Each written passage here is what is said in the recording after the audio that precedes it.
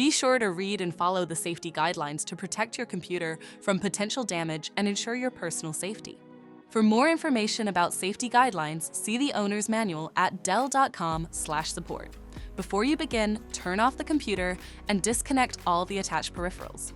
Before proceeding, ensure your computer is in service mode. To enter service mode, press and hold the B key on the keyboard and then press the power button. Now, the computer will boot up and the owner tag information is displayed on the screen. Press any key to proceed. The computer will emit 3 short beeps and shut down, indicating it has entered the service mode. Loosen the captive screws holding the base cover in place. Using a plastic scribe, pry the base cover from the palm rest assembly, starting at the top edge and working your way around to release it from all sides. Now, lift the base cover from the palm rest assembly. If your computer is unable to enter service mode, disconnect the battery cable from the system board.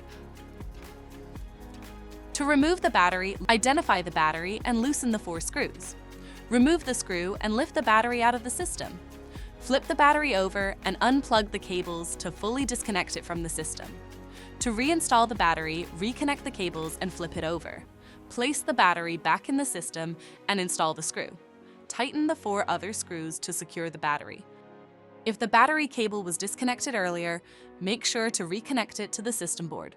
Next, align the base cover with the palm rest assembly and gently place it into position. Tighten all required screws to secure the base cover in place. To exit service mode, connect the AC adapter and press the power button. Please note, the system will only power on and exit service mode if the adapter is connected. For more information about your Dell system, visit dell.com/support.